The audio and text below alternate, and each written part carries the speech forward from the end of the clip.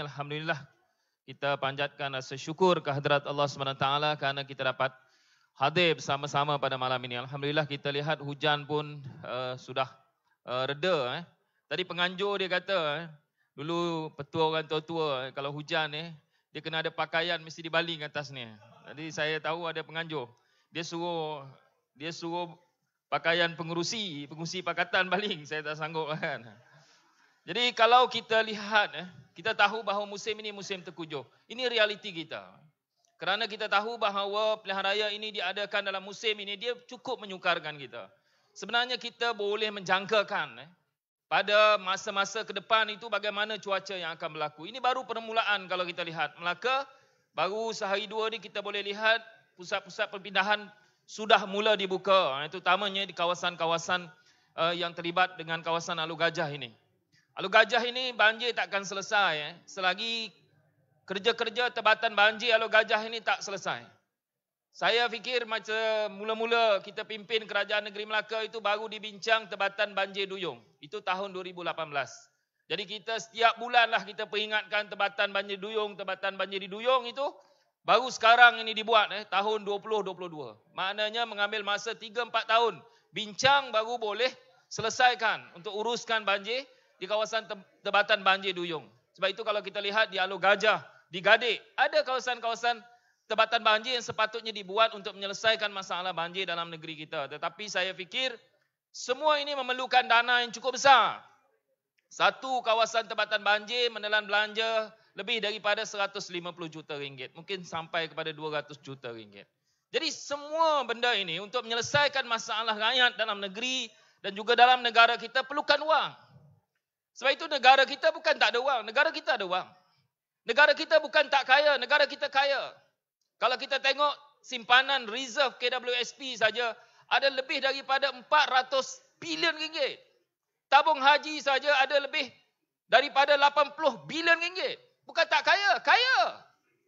Tetapi kenapa masalah-masalah rakyat ini tak boleh diselesaikan? Kerana kekayaan kita selama ini yang sepatutnya kita agihkan kepada rakyat itu tak sampai kepada rakyat. Tak diselesaikan dengan betul. Saya ambil satu contoh mudah. Zaman kita memerintah, Menteri Kewangan, Webiku tahulah. Antara punca banjir kita, dan dulu kita banjir ni tak payah fikir susah-susah lah. Tak payah belajar tinggi-tinggi. Kita belajar sekolah rendah, sekolah menengah kita dah belajar. Air hujan turun kat mana? Dia turun kat gunung, kawasan tinggi. Kawasan kita ni air yang banyak turun daripada Tampin. Semua turun. Daripada gunung dia pergi ke lembah, lembah pergi ke sungai, sungai pergi ke laut. Itu kita belajar dulu daripada kecil lagi. Jadi kalau benda itu tak berlaku secara betul, daripada gunung pergi lembah, lembah nak pergi sungai, sungai nak pergi laut, ada barrage. Di Sungai Melaka tu, barrage tu gosak. Air tak boleh pergi ke laut. Dan kalau dia pergi ke laut pun, kuantiti dia kecil. Jadi masa kita jadi kerajaan dulu, Webiku dah bawa dah, Menteri Kewangan. Dah luluskan 10 juta ringgit untuk betulkan baras supaya air daripada Tampin tu pergi kepada Sungai Melaka, boleh pergi ke laut dengan cepat. Lulus 10 juta, bila kita jatuh kerajaan, kita pun tak tahu 10 juta tu dah dibawa ke mana untuk projek lain, yang akhirnya baras itu tidak dibetulkan. Ini yang berlaku. Dan banyak lagi perkara-perkara yang terkait dengan pengurusan yang salah. Yang menyebabkan kesannya adalah kepada rakyat. Sebab itu kita tahu bahawa kita menghadapi pilihan raya umum yang ke-15. Perkara paling penting, tuan-tuan daripada hari ini sampai 19 hari bulan. Kalau tuan-tuan jumpa orang, perkara pertama tuan-tuan mesti tanya kepada orang tuan-tuan jumpa tu, di mana mengundi? Undi di mana? Itu soalan nombor 1. Jangan tanya dah makan ke belum. Jumpa orang, celaka engkau. Itu nombor 2. Hawa engkau, lahabah engkau. Itu semua nombor 2, nombor 3. Nombor 1, mesti tanya mengundi di mana. Semua kena buat macam itu. Sebab ramai lagi di kalangan kita yang tak tahu dia adalah pengundi. Terutamanya orang muda. Orang muda kadang-kadang, anak-anak kita pun kalau tak tanya dia, kita pun tak tahu. Ada saya, baru-baru ni saya turun. Saya jumpa orang, bila tanya, Mengundi kat mana? Saya belum daftar, dia kata. Itu soalan yang biasa kita dengar. Sekarang tak ada daftar-daftar dah. Semua ada tempat mengundi. Kecuali kalau tengok-tengok tempat mengundi dah pergi Sabah, Sarawak. Itu nasib badan lah kan. Tapi semua orang ada tempat mengundi. Jadi kalau boleh, kita tanya dalam keluarga kita.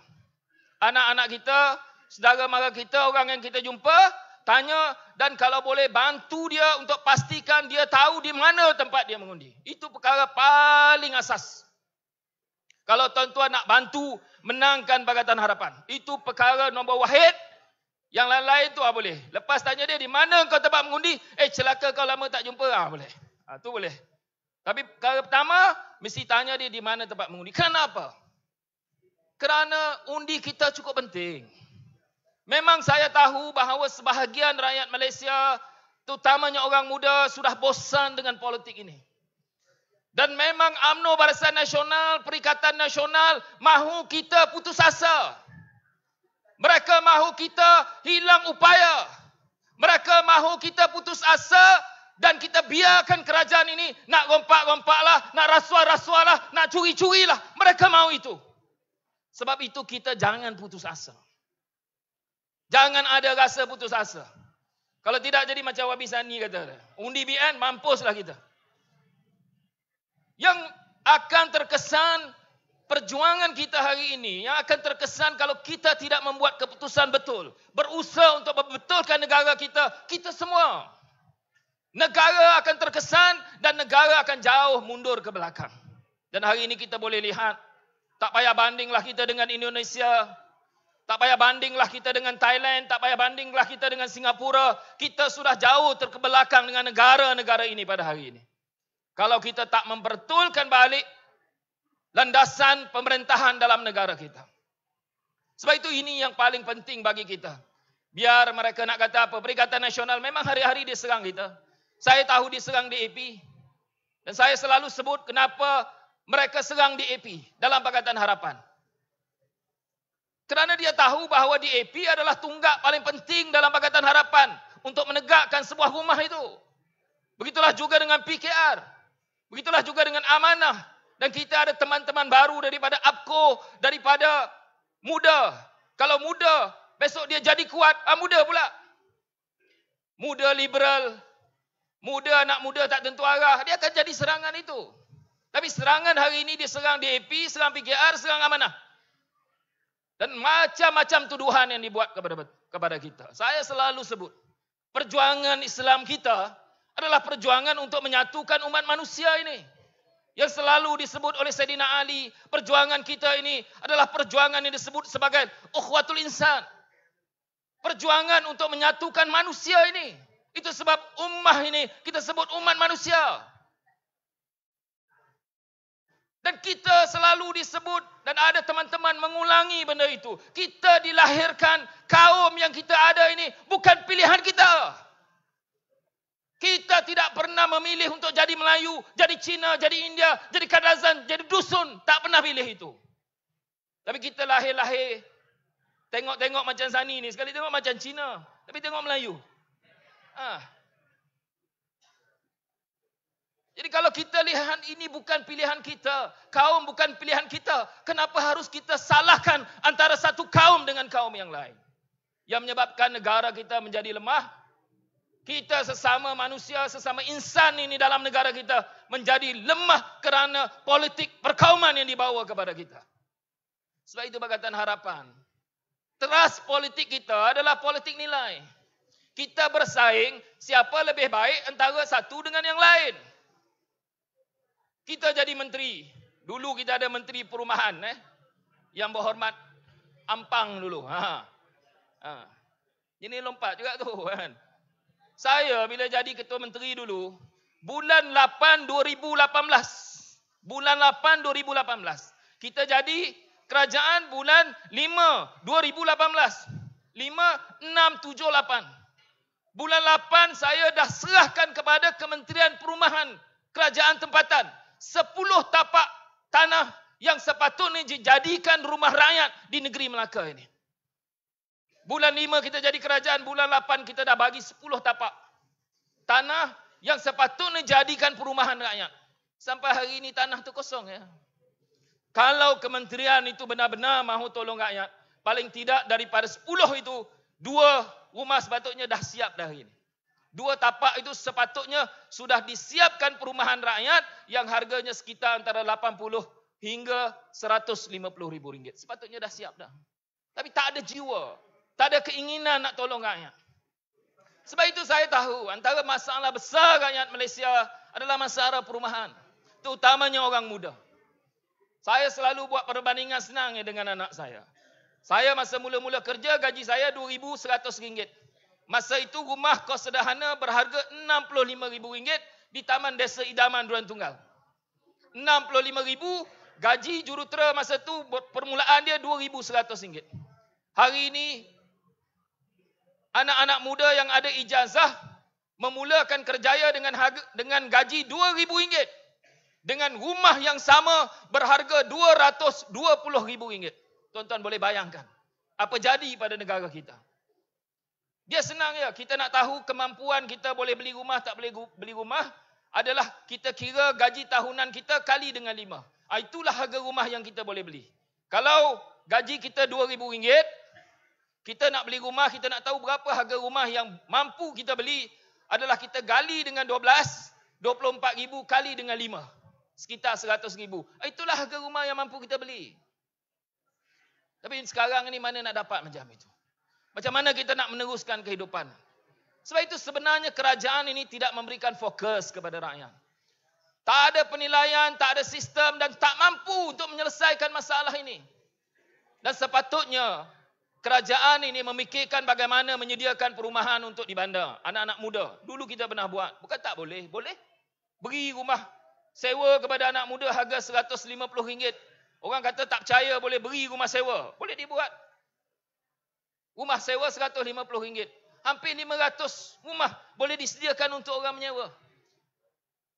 Dan begitulah juga dengan isu-isu yang lain. Sebab itu saya yakin Pakatan Harapan akan memberikan tumpuan ini. Bukan sahaja kita melaksanakan rumah untuk rakyat, tapi kita juga harus memikirkan bagaimana kita boleh memberikan kehidupan dan juga pusat lindungan rumah ini bagi membolehkan rakyat itu bukan sahaja menyewa rumah tetapi dalam masa yang sama memiliki rumah. Yang kedua yang saya fikir penting juga, kita sebenarnya bila kita menghadapi COVID-19 ini, antara cabaran kita di Malaysia ini adalah anak-anak kita sebahagiannya sudah tercicir dalam pendidikan. Ini berlaku dalam sistem kita. Sebahagian anak-anak kita sudah tercicir dengan pendidikan. Saya minta kepada semua yang hadir, tolong beri bantuan kepada sukarelawan kita yang sedang mengutip sumbangan itu. Jadi berilah sedikit sumbangan kepada Pakatan Harapan itu untuk kita melaksanakan program-program kita. Sebab itu kalau kita lihat pendidikan adalah antara aspek yang penting. Dan saya yakin Pakatan Harapan dalam tawarannya menjelang pilihan raya umum yang ke-15 harus memberikan penumpuan kepada pendidikan anak-anak kita. Sebab itu kalau kita lihat bagaimana keciciran ini berlaku dan bagaimana kita boleh memastikan anak-anak kita di Malaysia ini mereka kembali mendapat pendidikan yang terbaik. Saya cukup percaya. Saya dalam pemikiran saya memang berpegang pada bila-bila masa. Saya percaya bahawa anak-anak kita yang lahir itu mereka sebenarnya cerdik. Kalau mereka tak cerdik kerana mereka tidak dapat pendidikan sempurna kepada anak-anak itu. Ini sebenarnya trust.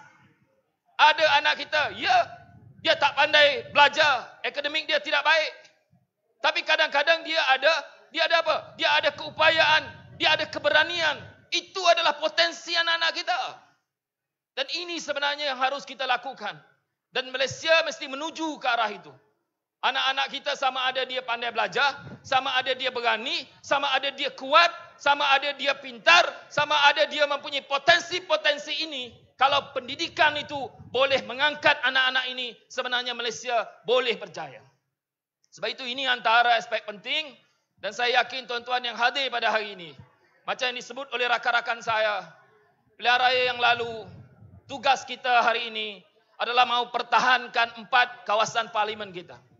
Harus menangkan Kota Melaka, harus menangkan Hantua Jaya, harus menangkan Parlimen Tangga Batu, harus kekal menangkan Parlimen Alor Gajah. Dan kita kekal berusaha untuk pastikan kita boleh menang di Jasin juga. Harus pastikan juga bekerja keras untuk bagi saingan di Masjid Tanah. Jangan putus asa. Bawa pengundi-pengundi kita, satukan rakyat kita, sepakat kita. Kita bukan melawan rasuah semata-mata. Kita bukan melawan UMNO. Tetapi tugas kita adalah untuk menyelamatkan negeri kita, menyelamatkan negara kita, menyelamatkan rakyat Malaysia semuanya.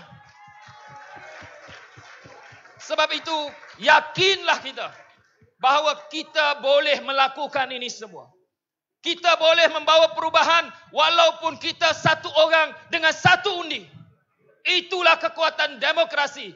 Kita. Sekian wabillahi taufiq wa hidayah. Assalamualaikum warahmatullahi taala wabarakatuh.